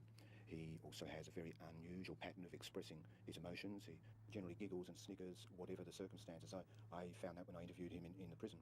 And I guessed that he may well misbehave when he was in the court, and warned the Port Arthur recovery team that they should pass it around, that whatever Bryant did in court, they must not take it personally. It was nonetheless incredibly distressing to see that behaviour. Yeah, I don't really care. I don't care if he's got a mental disability, guys. I don't give a shit. They don't do this kind of stuff. Stop using mental excuses as an excuse. I mean, back then it probably would have all been a new thing, but... Pathetic human being, not especially these days, you can't just get used on it. On the practical side, I'm a practical person, that he shouldn't be around. We shouldn't have to pay our money to keep a person like that. I believe that he shouldn't be here. And while he is here, I always have a fear that he may get out. And I just would rather he wasn't around. After the event, guns became the issue. But guns have always been just part of life here in rural Tasmania. Everyone had one, including some of Martin Bryant's victims. It was the week before the massacre at Port Arthur, a little over a week, that my wife was actually using an automatic weapon herself. And this was a target shooting. Guns have been in the family, her family, for as long as she knows and as long as I know, and don't believe that because of what happened we should all throw our guns on the tip. I would like to see the individual responsible for giving Bryant those weapons to share Bryant's cell, and they can debate between themselves who is the more morally culpable for what happened. It's in the nature of human beings to try I mean, to I find personally meaning, think even you should be in the able to most use appalling them for the pants. circumstances. But there really is no meaning in what happened here. A senseless act of And carnage. it's definitely for committed by a range things like individual. service stations and shops and all that. They But should while be we able to can't carry a find weapon. meaning, what we can find is the nobility of the human spirit. That in the face of what happened here, people could still show grace and courage. And in the end of it all, in the absence of meaning, perhaps that... Yeah, this is a is pretty my old answer. video, guys. As you can probably tell. And now that I know that it's not going to go away, and I think I'll learn to manage and cope, and I've determined not to let him ruin my life. Good. There's a lot of others.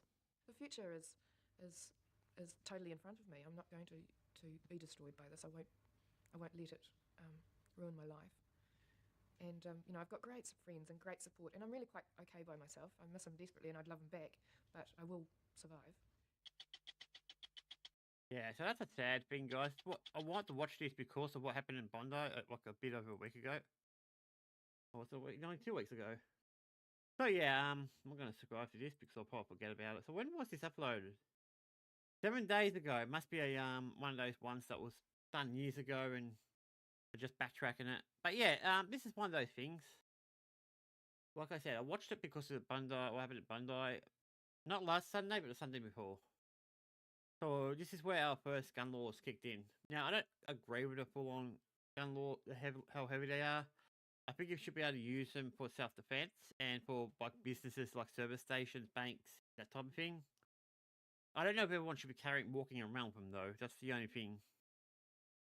There needs to be something a bit more fairer for the people, but I don't know what that is. I mean, we're not going to go like America, because America has basically very relaxed gun laws, as far as I know. But, yeah.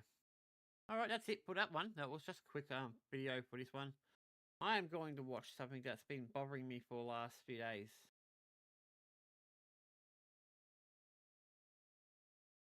Alright, let's go here. See if I can find him. I don't even know if I know his name. Aussie... I forgot his name, guys. It's Aussie something, not Aussie Osborne. Let me see if I can find him. LolCow what? Actually, it might be on the LolCow Live. Aussie.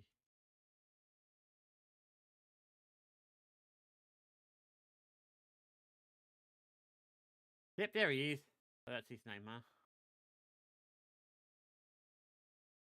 So generally watch these. I mean, we'll watch the last few. Like the last 2 or 3, I think will be a good start. And then we'll finish it up there, because, yeah, I gotta do my other streams. Alright, so we should be able to start. Alright, let's watch this one. This one will be a good one. That one and probably that one.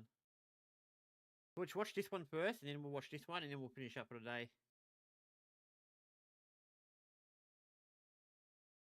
Holy cow, what are you showing me? Come on! Alright, here we go. So apparently this was, for this stream, it was like this for 10 minutes, so... 12 minutes into the show, they can finally hear us, but... Yeah, finally. Ricky has a great show planned for you tonight. Tonight's going to be a miss, I can already see it, but tomorrow... Yeah, well, that's very confidence from the boss, isn't it? I mean, I personally think LolCow Live is dead. I really do. I didn't think it would die, but when I had just Wings, Boogie, and Keem, it was fine. Because you had big names. But these 2 of these are useless. Especially the one in the right corner. The top right corner. This guy under Boogie's not too bad. Boogie's okay himself, even though he has his meltdowns. And Keem, I like watching Keem. Wings was probably one of my favourites, and now he's gone again. So tomorrow we'll have a better show. So, as Keem said last night, and I remember very little about last night. Of course you do. Hosts are dying off like flies. Check your DMs real fast, King Boogie. Hosts are falling off. I do know that we have an announcement, and that announcement is that Keemstar is going to New Zealand. This is he's going to confront. He might not now. Booster, he will. Trust me. Don't talk about it. Yep, don't talk about it. He's going absolutely to New Zealand to deal with some shit. And, yeah, right. I didn't believe it. Bring it up for me, Booster. I am flying to New Zealand by Keemstar. Keemstar put down announcements about 2 hours ago. Yeah. Keemstar is dead set on talking to Rastov because Rastov is being a bitch and will not talk on the phone.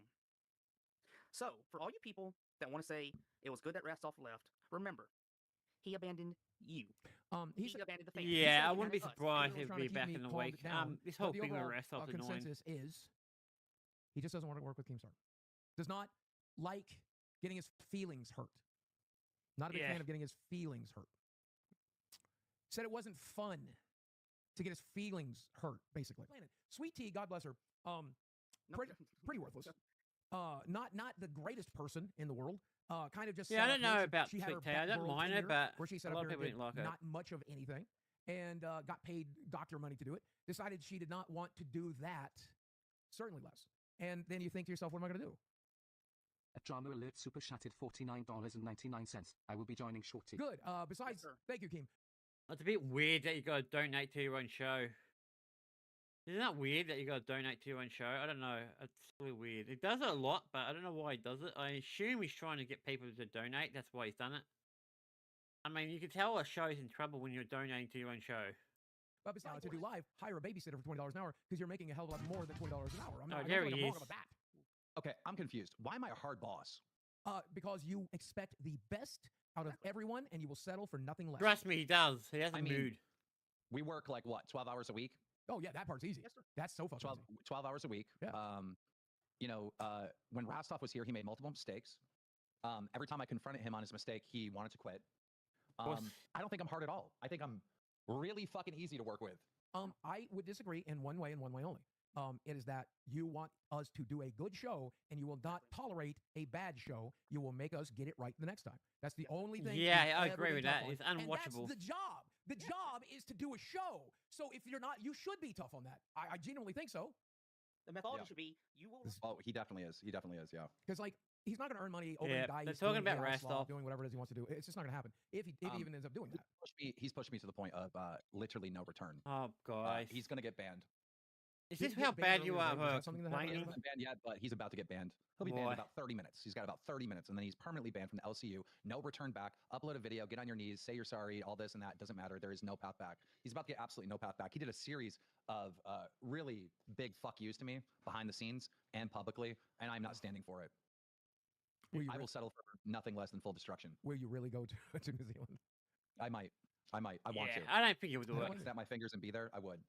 I do not blame you at all whatsoever. Right. You know, you didn't talk to me. You disappeared, right? You didn't say that you were quitting. You didn't say anything. A lot of people So, don't like behind the kid behind the camera because of what happened when he was much younger. I think he was 21. He went out with a very young girl, underage girl. But that's a hard thing because for me, it was only the one person. It's not like you hunted her, you know, underage people to talk to. So I don't know if you'll call him PDF. It's a bit hard. If it was someone who was fine going after younger girls, yeah, okay, I'll get that. I would definitely call him out. But it was just the one, as far as we know. As far as we know, if there was multiples, yeah, I'll definitely call him a PDF. As far as I know, it's just the one. So I'm not really going to call him a PDF. But he should have known much better at the time, though, regardless. And maybe it was less than 8 hours because he mentioned that via text. Like I was lying about that too. Maybe it was a day. I don't know. These days get blurred. For a long period of time, he was just gone. He was AFK off the internet. So I was asked, what do I think he's doing? Well, he put a post on his personal channel, coming soon. He had membership ranks on his personal channel, Crown, Pay Pig King, you know, just like ours, right? Yeah, because he learned from you, Keem. What do you expect to happen? I mean, Becky done the same thing. I mean, you probably shouldn't copy from the LCU, not to mention it sucks these days. Let's be honest, the LCU is kind of in the downward protection, guys. I'm not a big fan of it anymore. I used to love it. But now, just too much things are going wrong, and it's just falling apart. The same thing back. And still, with the flaws of this not being a fine oil machine like it used to be in the day, this cast got record viewership and record income. The fans obviously started supporting the new cast. Our viewership has been rising every single show. We're at 3,200 now, right? He's on a winning fucking show, having a winning month. And no, we're going to focus on, ooh, Keemstar yelled at me. Keemstar said I was wrong. Oops, I made a mistake. Like, we're going to focus on that instead of the fact that we're actually doing pretty fucking good. Like, it drives, you know, yourself. You know, I got a text message from him today, that is probably the most offensive text message I've ever gotten from another grown man. Rostov texted me, another grown man. I'm a grown man. He's a grown man. He texted me, I need space. I want to fight you. I want to fight you.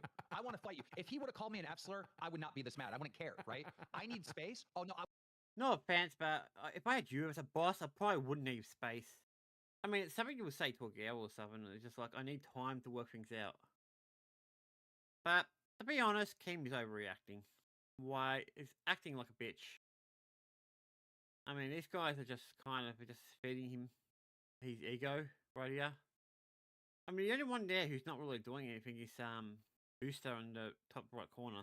Those are fighting words. We're grown men. If a woman said that to me, fine, right? If I was a woman and I said it to another woman, fine, all right? Yep. But the fact that a grown man is going to text another grown man, he's almost 40, I'm in my 40s, I need space. Are we fighting? I have to book a flight to New Zealand. He just challenged me to an actual fight. That is an actual fight. Those are fighting words. No, that's not fighting words. It's not. You don't know what fighting words is, obviously. Obviously, this YouTube thing's been warping your perception.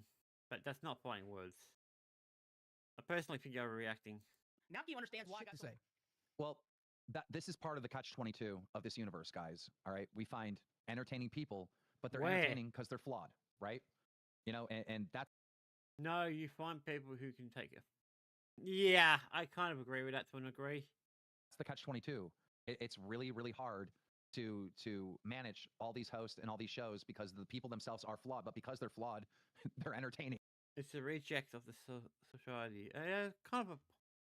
I think there's some point to that. Not all of them. I think there's some of them have good talent, but a lot of them, most of them don't. And let me go, guys. Let me know if I'm wrong because I want to hear what you guys think. Yeah, right. without even having much talent, they're entertaining, you know. And it's like book the flight, please, and let me fucking live. I can't envision him in my Discord again. What do you see? Book the flight, book the flight, book the flight. You're an idiot, Boogie. You're such a dumbass. Obviously, what is he going to do in New Zealand? I mean, seriously, I don't even know if he knows where he lives. He should. I think they would have his address. But you can't just show up someone's address. He'll just call the police on you, you dumbass. I mean, you don't know enough about him. You don't know his other sides. He might have friends who are a bit more gangster than you are, because you're not really that like spectacular. You're not a fighter or anything. But definitely fit, I'll give you that, and all that, but I don't think you could... I don't think going there to fight him is the best way of doing things. It's just stupid. I gotta leave. I'm gonna say something I regret. Like, Mike, I'll please stick leave around. you Mike, some please stick around. I things. can't be the Boogie and Booster show. Please stick around. Please, till somebody else shows up. I'm begging you. I'm fucking begging you. Yeah, see, look at that. Can't be Boogie and Booster. Yeah, that's pretty pathetic him saying that. I'll stick around as long as I can. Because the Boogie and Booster show fucking sucks. It was a great hit last time, man. No, because it was the Keem and Boogie and Booster and By the way, we fucking gotta Mike talk and about fucking moonshine. We gotta set a goal for you for that moonshine. I'm That out of moonshine's moonshine. bad for Desi, We would every 20. So okay, you know, should I do it, Booster? Yeah, go ahead. Go ahead. Every 20, you got to drink a bottle of water, and you can't piss until the end of the show. I sure hope this ain't a 4-hour stream. It is a 4-hour stream, Mike. That's a stupid thing. That's really dumb. I mean, some of the challenges they do is stupid. I mean, one of these days we're gonna do something that goes too far. And I won't be there when it happens. We're gonna make a video on it when it happens, guys, because I'll be there laughing at them. Mike, I'm on a diuretic. I take a diuretic every day. Get to drinking. You got to drink one right now for that 20. Mike, do you know what a diuretic is? Today is not the day, asshole. Jug the water. Jug the fucking water now. Drink, drink, drink, drink, drink, drink, drink, drink. Look at this. Teamstar comes in and just bullies him around. Drink more, more, more, more, more. Now, I'm sorry if that comes across like I'm a rude asshole, but I'm a good boss that gets results. Fuckface Rastov. That hurts. By the way, I got talked. Did you play football or any sports either? I think Mike was in the tail end of that generation where the teachers were allowed to basically yell at you for the simplest I'm older than you are. Booster. You are? Yeah, I'm 38. Okay, we're the same generation then. Yeah. Oh my god, keep behind the camera looks older than I I'm in am. the middle of a 3-day mental breakdown, Mike. I don't know if you noticed. At least you're not Nightmare, brother. At least you're not Nightmare. Every 15 minutes, I'm going to say another mean thing about Rastov. Mean thing number 1. This one's for free. You don't have to donate and ask. Mean thing about Rastov number 1. I tried so hard to make small sacrifices for him, and you are never entitled. Because I'm telling you, hand to God, on Sammy's life, if you are not my fucking showrunner, I will eat Leo alive. I'll eat Leo alive. The backside of his channel. Welcome to Cash Cow, Big Texas. Thank you. That's 10 members for today. The Boogie Booster Show does not deserve 10 members, and I'm fucking grateful for it. I'm about to put it on $5 TTS. That's how fucking out of my goddamn mind I am. Which is nothing new. We have an NDA. We have an NDA that says we don't show our finances. We don't talk about our finances. Yes, that's right. Booster, you know no fucking law. All you do is beg for money. Yeah, I kind of agree with that. I mean, they do it a lot. I don't even do it. I rarely bring it up when I do streams. I don't think I've done it once in this entire stream, actually. I'm more interested in getting growth, so money doesn't really matter too much. I mean, it'd be nice, but it's not mandatory. Oh, I know very well what Why? But why? Coffeezilla interviewed me, and I'm telling you, Here he goes. I remember this. Lied on my name. Hand to God. Yeah, so do you want us to believe you over Copyzilla? Copyzilla is so much more trustworthy than Boogie, let's be honest. Telling Keem that I told Coffee that I never earned any money from him. But I also showed him receipts in texts how much Keem had paid me. So it doesn't make sense, but it doesn't matter. It pissed Keem right the fuck off. I should have never shown him shit, talked about shit. So now we have an NDA. My fault. So I'm recommending it. Rastov got full on Voldemort. Yep. It's done. He did the reason why he wouldn't get on the phone with me is because he's planning to launch his own shit. Every host talked to him, like Xylee talked to him, Scooter talked to him, Billy talked to him. He refused to talk to me because he was planning on starting his own shit. And now he's over there fucking saying, "Hey guys, I'm so sorry that you got banned from the LCU. This was not my intentions. I love Keem. I love all the hosts. I just needed space." No, you didn't. No, you didn't. It's just another fucking manipulation tactic. Yeah. So he's fucking done, dude. And I will stop at the end of the earth to get my revenge, bro. Yeah, I've oh my god, he's such a go to New Zealand, big baby. It, but beyond up to that, for sure. I mean, what else do you want? I mean, he's a bit of a big baby, isn't he? Revenge, pathetic. I mean, you get a lot of bad people there and some good people and some middle-range people. Do I look for revenge? No, it's a waste of time. Everyone knows that. On for me. I mean, like, look, dude. I mean, you give the guy my seat. I put him on live before. I think I even tweeted him out from my personal Twitter, like, go follow Rastov. You know, you sit there and you teach him all the tricks of the trade, you help him out, and then every time he has a fucking little oopsie and a mistake and he does something wrong, I'm quitting. I just want to do balls. You know, it's just like 100%. And whatever. Keep in mind, you found him from nowhere as a failed content creator. You trained him up. You built. All right, as a failed content creator, it's probably not true exactly. He's a beginning one. He was actually a beginning one. He wasn't failed. Because if he was failed, that means he would have been one who started his channel years ago. I don't think he started his that long ago. Actually, let's find out. Have a look where Rastov done, guys. Let's see if I can actually find him. If I can spell his name right. I always get his name wrong. Alright, Rastov. So,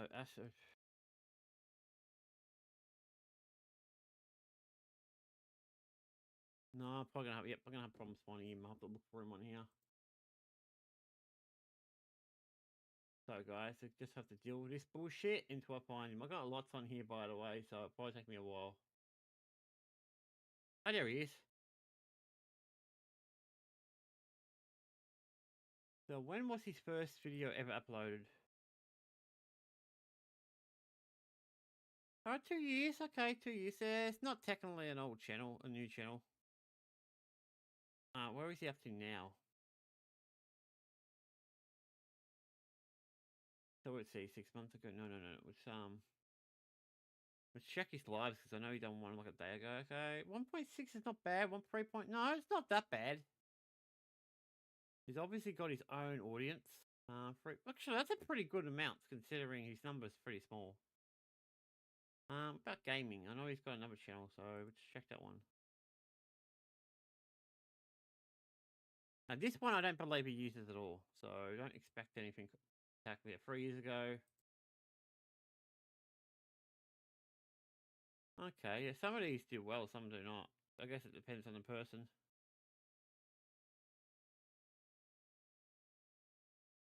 Yeah. Not really a big fan of this. His gaming channel is not much worse than mine, to be honest, actually. So I think the one he should be concentrating on is his main channel, because I think that's what he's better at. But yeah, I don't know if we call him failed content, though. I don't know yet. Guess we'll find out in time. So remember that number, guys, 3.7. We'll check him out next time we're on and see how it's going. Let's get back to the video. Yeah. Build up his socials. You build up his skills. You gave him the money that he's probably using to get his shit figured out, to buy equipment, everything else. And but you know what? But you know what he does that I don't do? I love you guys. Oh, thank you so much, Joshy. Thank you so much, Joshy. You know, like I did this for you, Joshy. Oh, who else is in the chat? No one here, man. Oh, I love you so much. Nowhere here, man. You're the man. Like he'll do that fucking song and dance from a fucking YouTuber from 2014 till he's blue in the face. How many people did Someone you just ban? brought up a good point, Boogie. How many people? Team, this man was in your house for 4th of July. He broke bread with you, and he did this. I know. You know, he's faith with not just me, with all the other hosts that spoke to him, with everyone that he's talked to, with you. What do you mean baked bread? It's not a mafia, okay? I mean, come on, seriously, you're trying to be a gangster? You're probably the furthest one from that. I mean, last night, Buggy. Yep. And he's just not an honest person, and I can't deal with it. Yeah, it's pretty unfortunate that he's. But I waited until 8. It's past 8, Boogie. And you I didn't, waited. and you didn't want to get. We had the countdown up and everything for it. And we sat here and watched it as it hit 1. How many people did you ban from the Discord so far? About 6 or something. I'm gonna be honest, and guys, I'm sorry, but kind of good riddance, honestly, because about 6. Boogie, you are the biggest backstabber in the world. You always do this. You follow Kim around like a lost little puppy. I mean, you liked Rastov, and now as soon as this comes up, you're like, oh, I hate Rastov, now he deserves it, da-da-da. I'm like, you know what? You freaking you're a pathetic YouTuber at this. You freaking have no balls. Yeah, I mean, Keem will probably have mercy on you one day, but probably not.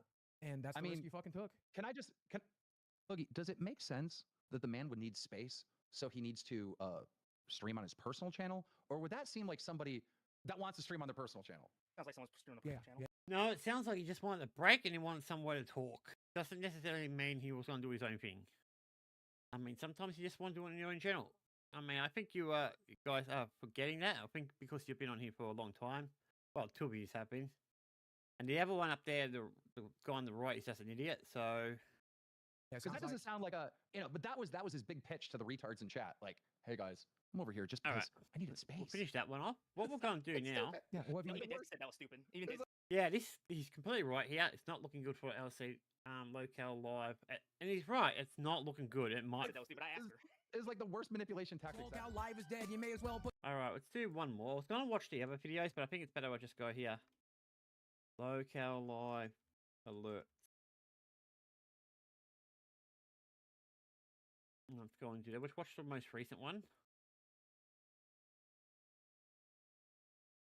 Alright, watch this one. This one's a little bit long, but it should be good.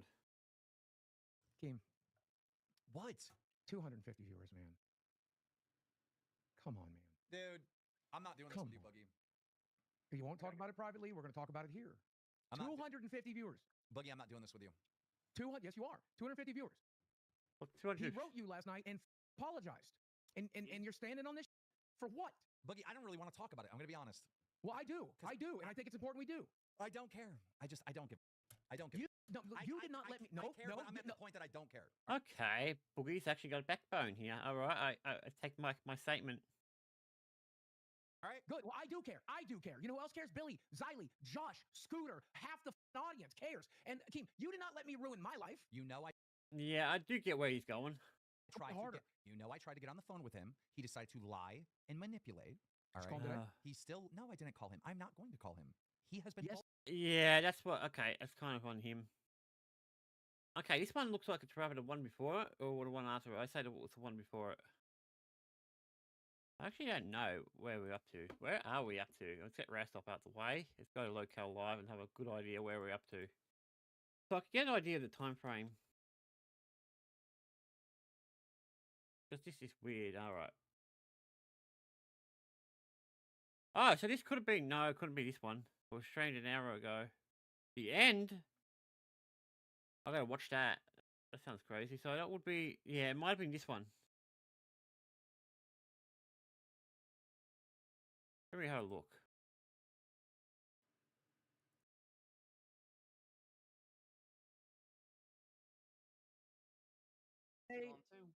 They decide. All right, it's that one. Okay, it's the one before it.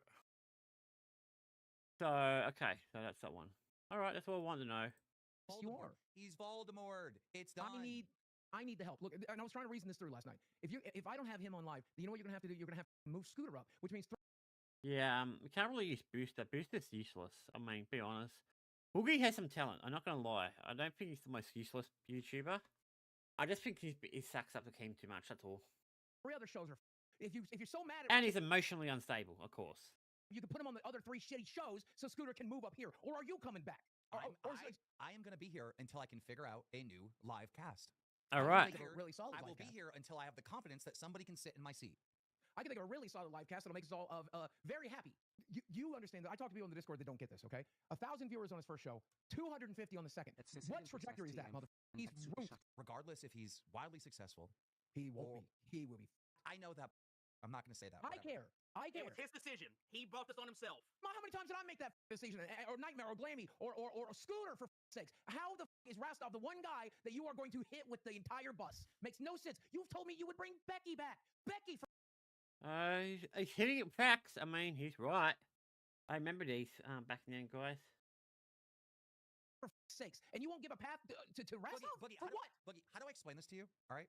I gave him multiple opportunities, multiple shows, even all the way back when he was an Aussie. I gave him 4 hours. I've always given him special privileges. I've put him on live. All right. I gave him balls. I gave him 2 shows when he was a host of live. Who the f am I allowed to have 2 shows while they're a host of live? He got community manager. He was always given extreme special privileges. His personal Twitter, right, has followers because I tweeted off of my personal Twitter to go follow Rastov. That's probably true, to be honest. He does have a lot of subscribers, Keemstar, so I'm not going to shit on him about that. I feel like he's gone off a bit. All right? And he backstabbed me. And as he was backstabbing me, he lied and manipulated every single bit of the way through it. No offense, I'm going to say this. How many times has Becky done that? Boogie's done that a number of times. Even Wings has done it to a degree. I think everyone's done it to you at least once or twice. And yet they still work. I'm not going to have him back. Exactly. At what point can you acknowledge the snake that Rastov is? At some point, you got to be like, okay, he is my friend, but objectively, he has done everything in a very snakish, calculated way to rob, to steal as much as he can. Be real right now. Do you think the redirect to Rewind is him being, oh, I'm really nice and this is all great, or do you think it's like a selfish thing? A commercial. Himself? I'm going to be honest. I think him redirecting to Rewind was to show support towards Billy because he's still Billy's friend. You really think so? Oh, God, you just... Yes, I agree. She's compromised. That's the thing. Here's the problem. I understand why Keemstar thinks the way he thinks because I would think the same way. Hold on, Lacey. You gotta let me finish. I understand what Keemstar is thinking. I'm gonna explode. And he is 100% correct in thinking the way he thinks. I agree with you. I understand why you're thinking that way. I get it. That's why I don't push back too much. I'm gonna explode. He is literally doing plausible deniability over and over and over and over and over I think again. he- It's manipulation. He's doing stupid. I agree. Bro. Okay, but you can't keep saying stupid if it's all adding up one after the other after the other after the other, Ziley. Keemstar, No offense, we dude. both I know don't this. take We've much for seen what this you 1,000 say. times. Even Lacey, I before don't the really LCU care. wasn't a thing. We've been through war together, bro. God, wait, let me finish. Let me finish. Don't The interrupt. only ones here I have any respect for is by Saleh and Keem. These two could not care less on their opinions. Their opinions don't matter. They're not good hosts. Saying that, Lacey probably could develop over time. This guy, I just can't stand him. I think there's too much. I don't like him, so I don't know what it is. It's just something in him. These two I can deal with, and even her too, unless I agree. Yeah. Me right now, okay? I'm drunk. Do not interrupt me, because I don't want to lose this. All right. We've been through war together, Keem. We've seen this before the LCU was ever a thing. How far do you think he's actually going to make it in the wilds of YouTube? He's not. If he would have just said, I want to go out and see if I can make it on my own, I would have been like, okay, wait 2 weeks. All right, wait 2 weeks. Do it in a respectful way. I agree. Where you're not gonna, where it's not gonna be, where you're not gonna be stealing, right? And then the door will be open if you want to return, right? Well, yeah, but he's trying. Yeah, that would have been the proper way. To want to give it some time, not do it like he done it like the next day, I believe. So that's a bit shitty. I do agree on that. I get where Keem's coming from in that department. Now, understanding his thought process, because I haven't watched this for ages. I don't watch LolCow live because it's boring as hell. But yeah. While the iron was hot and, while the heat of the drama was going on. I agree. That would have been the best course. Right there would have been the best course, 100%. I agree. But what he did is grab the gold, throw it in the little boat, and then all of a sudden, hey guys, I'm out. See ya. If Rastov was in front of me, I would ring his for what he's doing. Xylee, please wake up. It's not a mistake. It's calculated moves. Wake up. Why would he have fun? Why? I don't think it's that calculated. I think he's doing it based on emotion. I feel like Rastov is an emotional person. I feel like Keemstar's a bit more emotional. I think a lot of them don't think with their brain. That could be just me. I don't know. Why wouldn't he have buff on? Just please, for the love of God, Xylee. But he apologized to you, Keem. Why would he apologize? If that's true, then why is this still a thing? If he did apologize to Keem, then why are we doing this? Was that calculated? He said, and I quote, "Man, I want to apologize for the way I left. I was just really and wanted out. I don't want to be disrespectful to you at all, but he was. He was. The pressure and the expectations got to me, and I just broke. Oh yeah, he's so broken that he's live. Like what? A little bit over 24 hours later. Again, I'm not trying to Becky boop you, honestly. Really? Yes, you are. You literally are. All right. And then he tried to soften me up with, "Did you really say you were going to nuke New Zealand?" Laughing out loud. And I just didn't respond. That's funny. That last was funny, but other than that. It's also manipulation, Josh, you idiot. I said the reason why it looks bad. Yeah, Josh is. Josh is that one in the top right left corner. I think he's a moron personally, but why has he got a pink microphone? I mean, I understand excited having a pink one. I know if this one has one, obviously. I feel that's kind of feminine.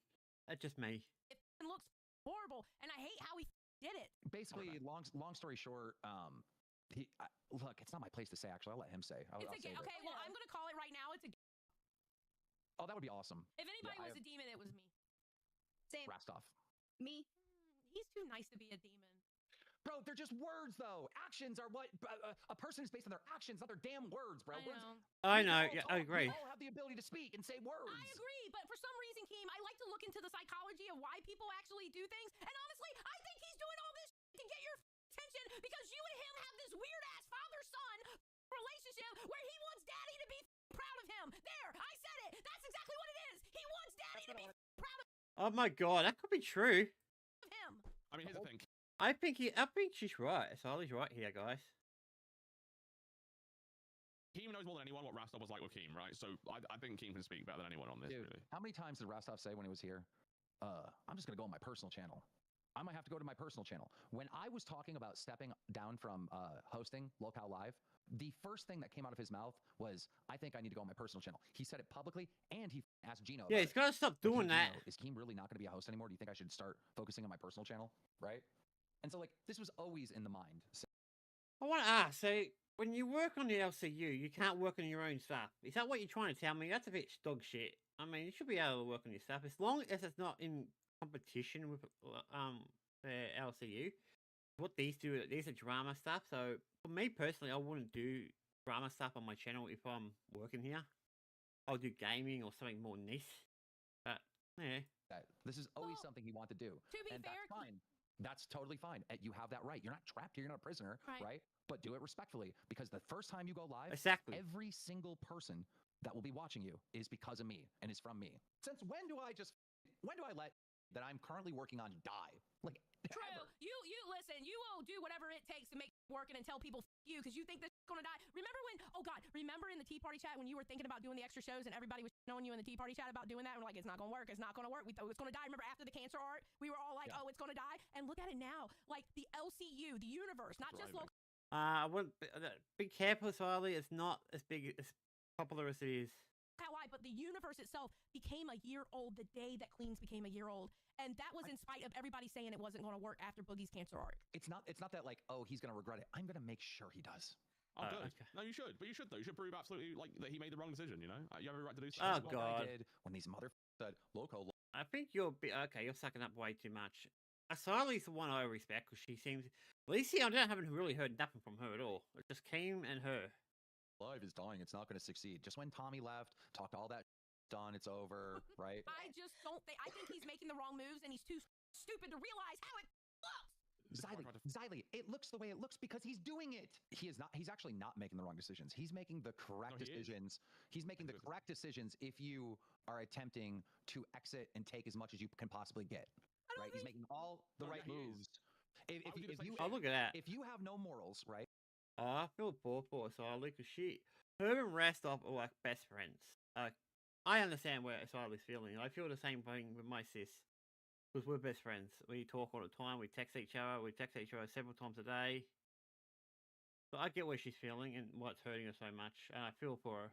If you have no morals and you have no appreciation and no gratitude for what you have, if you're like basically evil, and I'm not trying to, bad guy, you know, I'm not trying to do that. But if you have no morals, right? He's doing all the correct. Yeah, I don't think that's what it is. I think you're making it sound worse than it actually is. Moves to take as much as you can get. You know I'm right, Siley. I know, but you don't understand. When I got kicked off of Rewind, and you weren't talking at me because you were mad with me, right? Because you know that's the best way to make me listen is not like you not talking to me. It was Rastov that got me to do what I needed to do on this channel, and look how well we're doing now, and that's because of Rastov. He helped me with Rebirth. He became my official manager because I went to him, and I needed to learn to listen because I wouldn't listen to you when I was on Rewind. And he helped me so much on this. Oh, that's so sweet. I didn't even know Rastov done so much for her and Reapers. I think Keem has gone way overboard. I think he needs to calm down. He needs to take a few drinks. Actually, no, take it back. Don't drink, Keem. Keem's really bad when he drinks. Unlike me, when I drink, I relax. I'm calm. But his guy goes overboard. Channel. I can't think of him as evil because I have something good now because of him. He did do that. He did do that, and he deserves all the credit in the world for helping you out, right? I think he was a good friend to you. But I also told him to do that. Siley, we're simply debating this exit, his exit. Yeah, the issue of the exit. I see it the way it is, right? And I feel like you're sweeping for him, and that's fine. We can disagree. I don't think he's evil. I'm gonna be honest. Like normally, I'm more like this. I don't know. Call me a misogynist. I don't give a. You are. But I have a problem. Kind of. I have a problem with women who are like super nice because usually they're the ones who will stab you in the back. Obviously, you know, Billy's feeling some kind of way. Boogie's feeling some kind of way.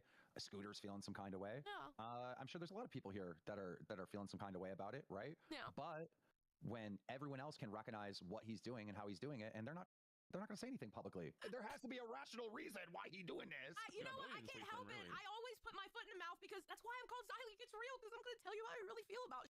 I give a different opinion to what most people did on it as well. I think that he has said multiple times that he doesn't want to come back at all, right? So it's like, I don't know why anyone's even tossing the idea like, oh, there has to be a path back. There just isn't one. He doesn't want to come back. And I don't. Look at Nightmare. Nightmare's even caring. I'm so serious when I say this. If Nightmare did the same exact thing, of course I'd let Nightmare come back. If Josh did the same thing, of course I'd let Josh come back, right? But because it's Rastov and because I gave him the keys to the kingdom and I did so much to get him, I mean, he was the highest paid employee here. The week before my wedding and after my wedding, because of all the LCU is just going to have to shut down because I'm not dealing with it. My last June was ruined. My Thanksgiving was ruined. My Christmas is ruined. Brantley's birthday was ruined. I'm not dealing with it. If people know that I have something to do or somewhere to go, they purposely f*** it up. The day that he didn't show up was the day. Oh God. That I planned to take my daughter to see Five Nights at Freddy's. It Oh was something, God. you know, we planned weeks in advance because I just came from the Thanksgiving trip and everything. So I went quite a long time, 3 weeks without seeing her. And on that day, pulled that, right? So even that got ruined. I'm just going to shut it. I'm seriously going to shut it down for 2 weeks. Those are going to be 3. I get what you'd want to do. I also think like setting a really tight standard of, look, if you fuck up, you just get suspended till I'm back. No. We are going to take a necessary vacation the last week of June and the first week of July. That makes sense. No, that's fine. I mean, fair, LCU you will guys survive that. We'll survive worse. It's survived worse, guys. Come on now. It's dude. The best way to look at it is summer school, right? Yeah. Or what was it called? Summer vacation. Yeah. I'm gonna need that every year too. I think that's gonna be every year. Question. I have a question. Wait. I have a question. If we're gone for 2 weeks, wouldn't that f up the algorithm for us? Nah, it'll be fine. A Nightmare got moved to balls as a big you to Rostov, but unfortunately, people like it. They like the duo with you and Billy. Apparently, you're crushing it. My plan is not working. I imagine so, right? Well, I said this weekend, everyone get it out of their system because Monday. I mean, someone's gonna slip up. You think I'm really gonna get on someone's ass for slipping up? No, but like, no more free promo, dude. All right, I don't care no more. All right, so Rostop's gone apparently. This is going to be the thing. So I already know what I'm going to be naming this video. So yeah, that's about it for today, guys. I've been watching about an hour and 40 minutes.